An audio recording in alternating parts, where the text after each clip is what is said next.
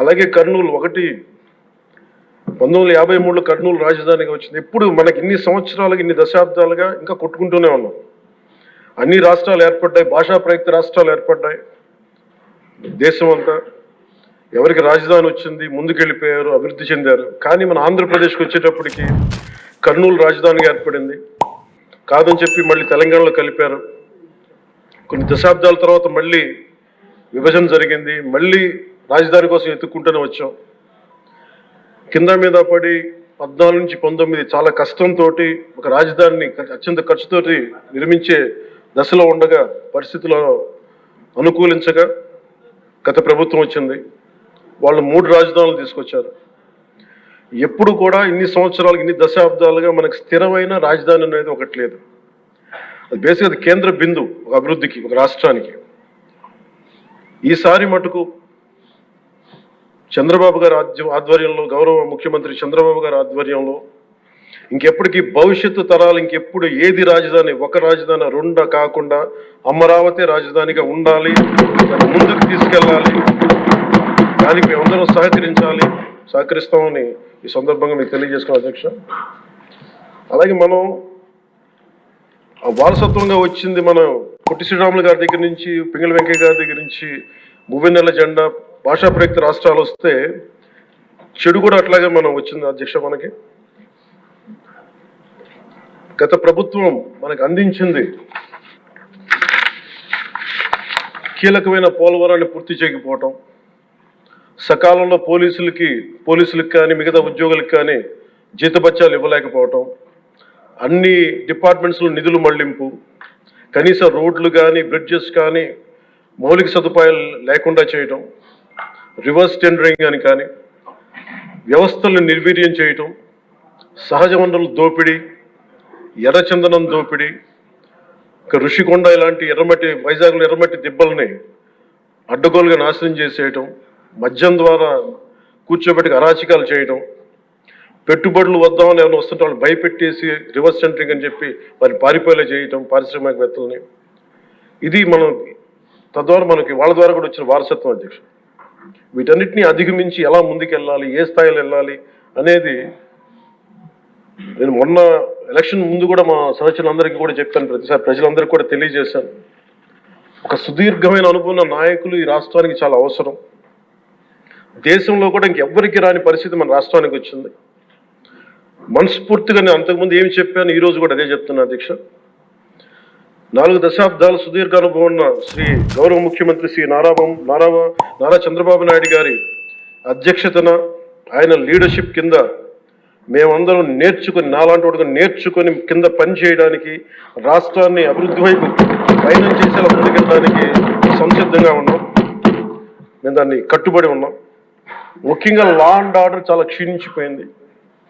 ఈ law and order విషయంలో చూస్తే సాక్షాత్తు గౌరవ ముఖ్యమంత్రి గారిని దాదాపు అకారణంగా అన్యాయంగా 53 రోజులు ఆయన్ని ఒక ఫాల్స్ కేసులు పెట్టి జైల్లో పెట్టారు.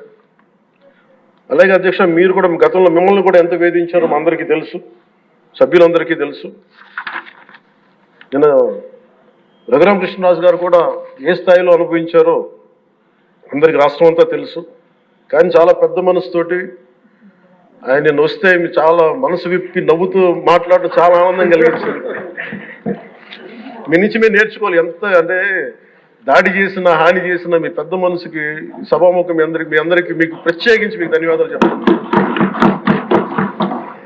మీ అందరి నుంచి మీ నుంచి స్ఫూర్తి తీసుకుంటాం. మీ నుంచి అంటే తిట్లు తిన్నా కానీ, దెబ్బ తిన్నా కానీ ఎంత సౌహృదయతో ఉండాలనేది మీరు చూపించారు. ఇంకొక యాంగిల్లో శ్రీ నారా చంద్రబాబు నాయుడు గారు నిన్న కూడా చెప్తా ఉన్నాను, వాళ్ళు మన మీద దాడులు చేశారు కదా అని చెప్పి ఈరోజు మనకు 164 సభ్యులు ఉన్నారని చెప్పేసి, 21 మంది పార్లమెంట్ సభ్యులు ఉన్నారని చెప్పి మనం కూడా అలా చేయడం సహేతుకం కాదు. చాలా మనం యాజ్ పర్ సిస్టమే వెళ్ళాలి. నిన్న కూడా చాలా మంది సభ్యులు మా మీద దాడులు జరుగుతూ ఉన్నాయి, మా మీద బెదిరిస్తున్నారు, ఈ రోజుకి ఓడిపోయి కూడా ఇంకా మన కూటమి సభ్యులందరి మీద బెదిరిస్తున్నారు అని అంటే, చంద్రబాబు నాయుడు గారు ఒకటే చెప్పాను, మనం అలాంటి వాటికి నేను విరుద్ధం. మీరు అలా కనుక కాదు, సిస్టమ్ని కాదని కనుక మీరు చేస్తే మీరు నాకు దూరం అవుతారని చెప్పి చాలా స్పష్టంగా చెప్పారు. అది నాకు కూడా చెప్పారు, అది మీకు కూడా వర్తిస్తుందని చెప్పి. ఖచ్చితంగా చంద్రబాబు గారు చెప్తాను ఈ దృష్టిలో ఖచ్చితంగా దాన్ని ఒళ్ళు దగ్గర పెట్టుకుని మేమందరం ఉంటాం sir. Will take your guidance very seriously and committedly sir.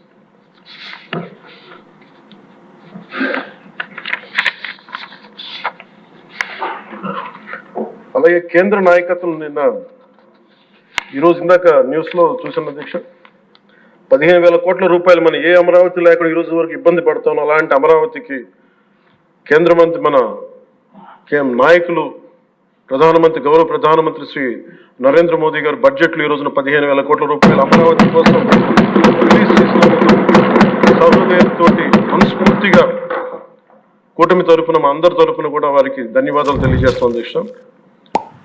To Honorable Prime Minister Sri Narendra Modi ji, we are grateful to you, sir, for releasing the funds and will be eternally indebted to you, sir.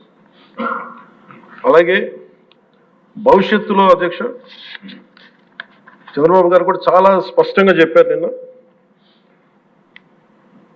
ప్రభుత్వంలో భాగస్వామ్యంలో ఉన్న కార్యకర్తలు కానీ మా సహచర ఎమ్మెల్యేలు కానీ మీరు వ్యక్తిగతంగా ఏ తప్పులు చేసినా అది ప్రభుత్వం మీద పడుతుంది, అలాంటి తప్పులు జరగకుండా చూసుకోండి. అలాంటివి జరిగితే మటుకు నేను ఎవరైనా స్థనామనం లేకుండా నాకు వాళ్ళకి సిస్టమ్ పనిచేస్తూ ఉంటుంది, అది మీరు అర్థం చేసుకోండి నేను ఏ ఉద్దేశంతో చెప్తానని చెప్పారు అధ్యక్ష. ఇలాంటి తప్పులు జరిగితే అవి వ్యక్తులు చేసిన తప్పులు పార్టీలకు కానీ ప్రభుత్వానికి కానీ చెడ్డ పేరు రాకూడదు. దాన్ని ఎలా హ్యాండిల్ చేసుకోవాలో జనసేన పార్టీ తరఫు నుంచి నేను మా వాళ్ళందరికీ కూడా ఒకటే తెలియజేశాను. మీరు వ్యక్తిగతంగా కనుక ఏదన్నా చేసి అది కూటమి ప్రభుత్వానికి ఇబ్బంది కలిగితే నేను వారిని వదులుకోవడానికి సిద్ధంగా ఉన్నానని చెప్పి చాలా స్పష్టంగా తెలియజేశాను అధ్యక్ష. అది మీరు ఇసుక విధానాల్లో కానీ మైనింగ్ విధానాల్లో కానీ ఏ రకంగానా సరే గత ప్రభుత్వం చేసింది కదా మేము కూడా చేస్తామని ఎవరన్నా నాకు జనసేన పార్టీ తరఫు నుంచి ఎవరన్నా సరే ఉంటే వారిని నియంత్రించే బాధ్యత, వారిని సరిచేసే బాధ్యత మేము తీసుకుంటాం. అలాగే చట్టపరమైన తప్పు జరిగితే చట్టపరంగా ఎలాంటి చర్యలు తీసుకోవాలో అది మాకు కూడా అప్లై చేయండి, నాతో సహా. మేము తప్పు చేస్తే నాతో సహా ఆ చట్టాలు నాకు కూడా అప్లై చేయండి. ఎవరు దీనికి అతీతులు కాదు. దీనికి ముఖ్యంగా ఈ 5 సంవత్సరాల కాలం ఇది హాలిడే కాదు ఎవరికి. మన ముఖ్యమంత్రి గారు కూడా చెప్తా ఉన్నారు, ట్రాఫిక్ జామ్స్ ఎంతసేపు జరుగుతున్నాయి, ఈ ప్రోటోకాల్స్ ప్రకారం సెక్యూరిటీ హ్యాజర్డ్స్లో ఎంతసేపు ట్రాఫిక్ ఆపుతున్నారు, ఒక 2-3 నిమిషాల నుంచి ప్రజలు ఇబ్బంది పడకూడదని పదే స్పష్టంగా చెప్తా ఉన్నారు.